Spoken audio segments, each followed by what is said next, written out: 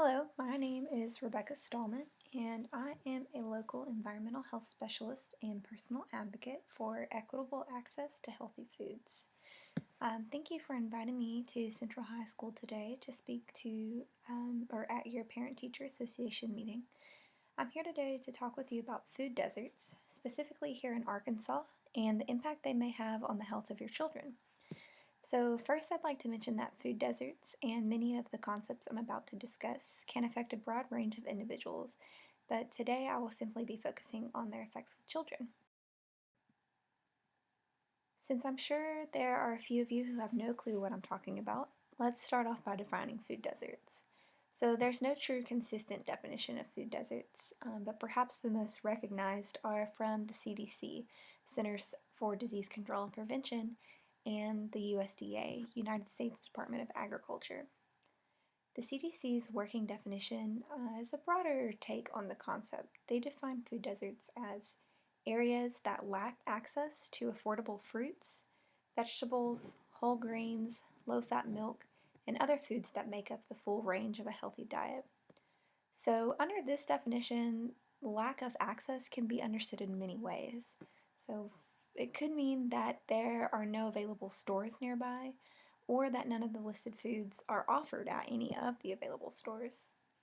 Or perhaps it could refer to the ability to access, such as not having transportation to get to and from the store.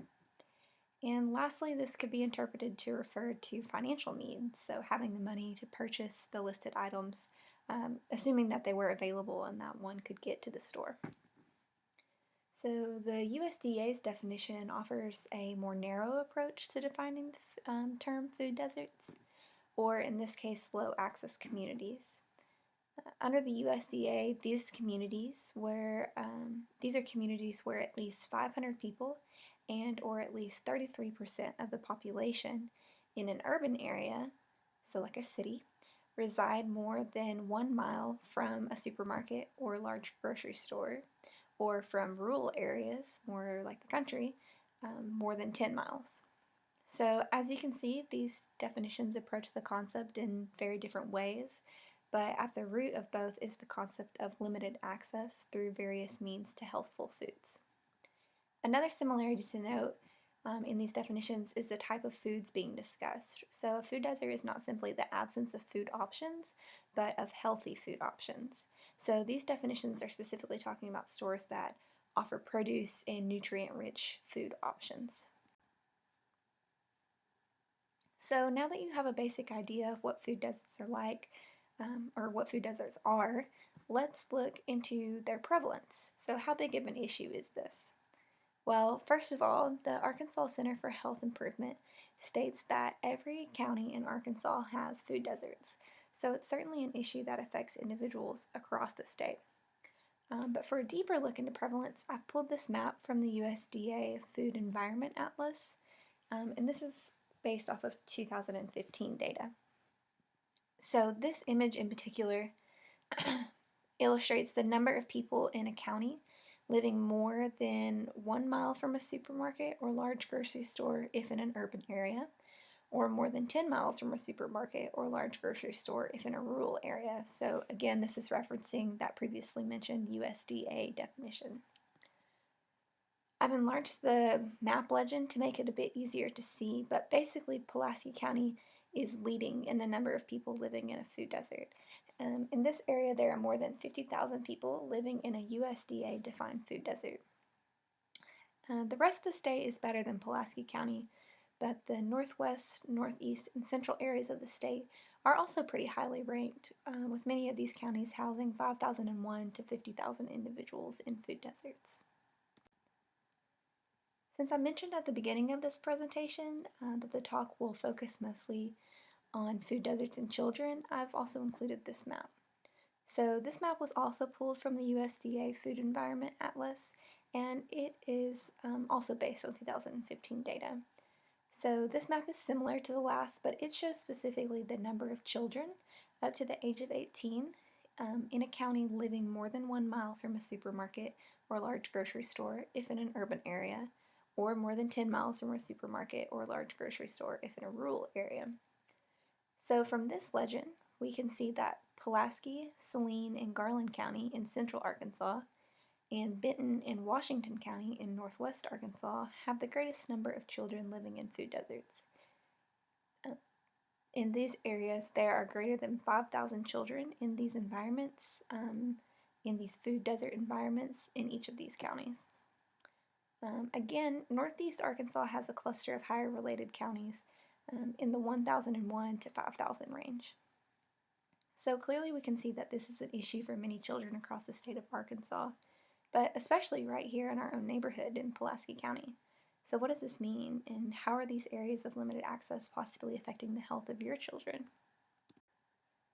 So one of the greatest implications of these limited access areas or food deserts are their direct effects on childhood obesity.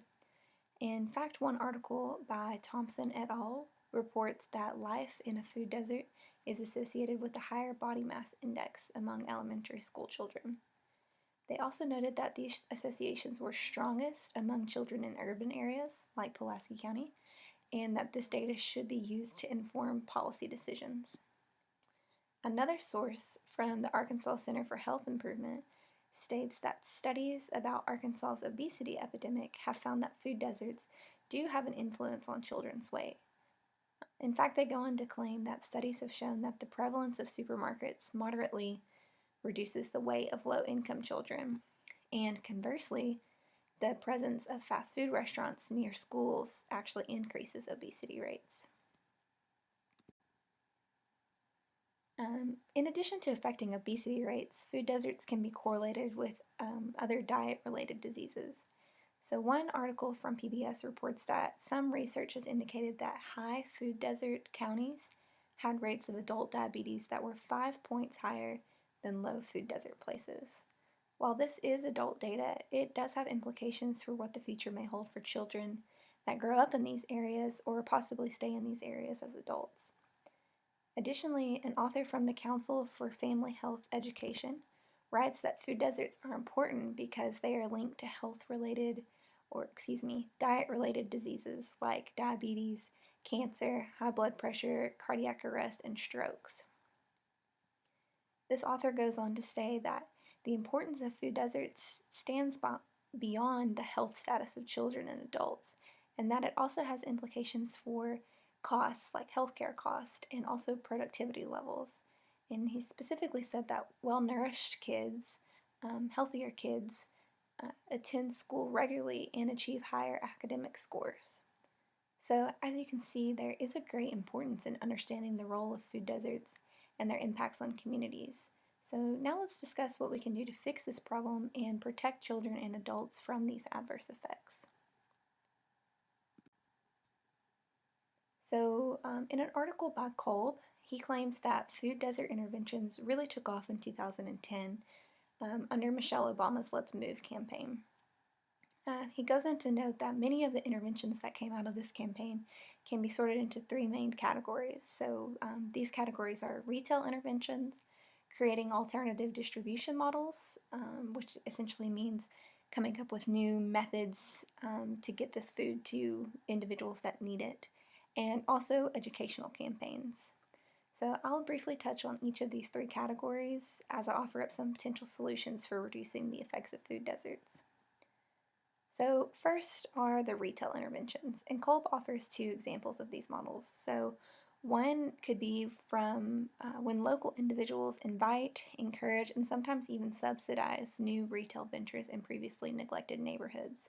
So this would be local business owners or just local community members putting money towards or even just lobbying for new grocery stores or retail stores to come into these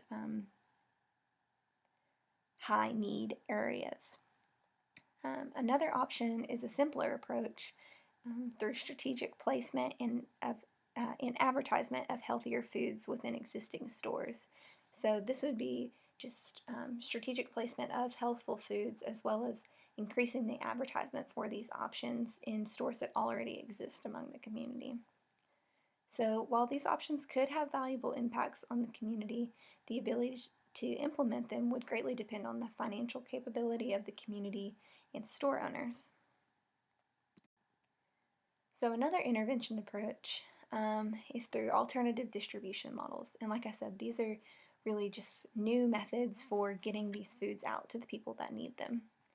So again, in the article by Kolb, he notes that these models have to deal with changing the traditional model of food distribution.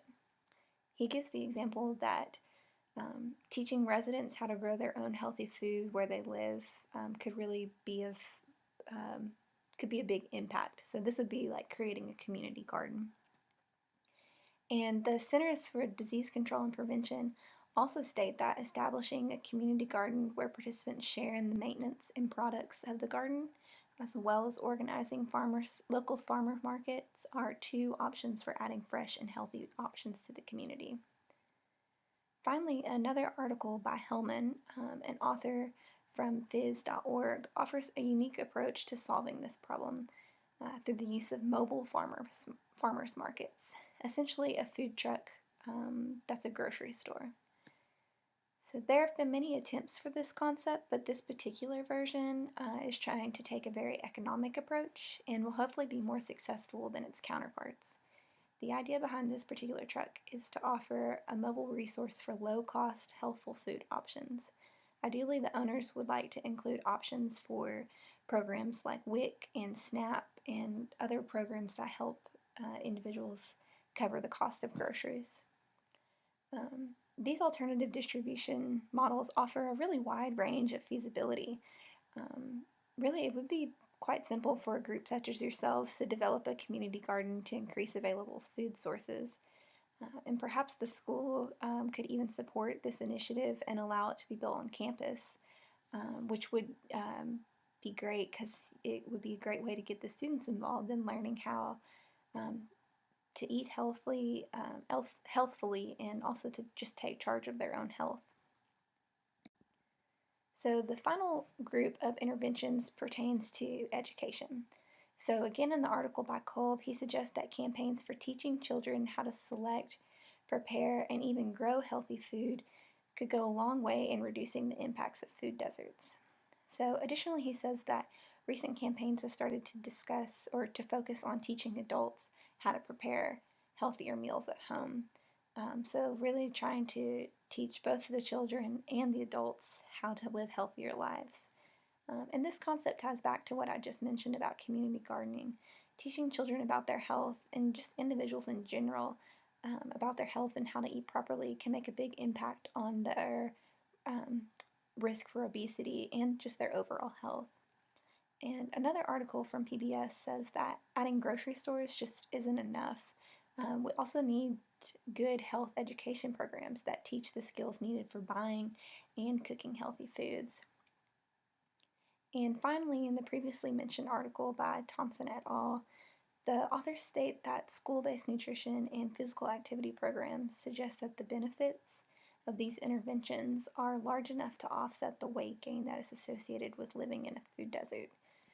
So basically, for children that are living in food deserts, the schools can use nutrition and physical activity programs to kind of counter the potential negative health effects of living in that area.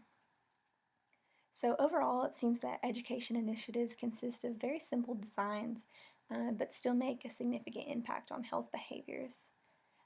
Perhaps the best way to prevent or at least buffer the effects of food deserts is to utilize a combination of these three approaches: retail, alternative distribution models, and education.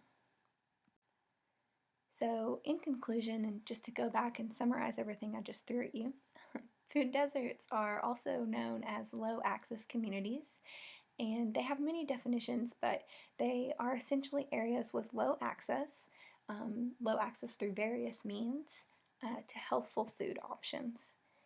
And these areas exist in every county in Arkansas, but are particularly worse for children in Pulaski, Saline, Garland, Benton, and Washington counties.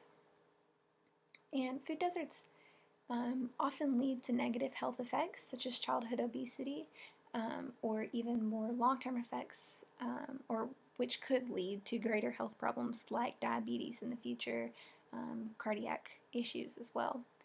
And there are three primary models for food desert interventions: retail modifications, alternative distribution models, and education programs. So perhaps the most feasible for your community would be a mix of alternative distribution through a community garden and increasing education for you as parents and your children on the benefits of eating healthy foods. So thank you again for inviting me to speak at your school. I hope I didn't bore you too much. I'll be hanging around for the rest of the meeting, so if you have any questions, I'll be happy to talk to you after the meeting. So thanks again. And here are my references.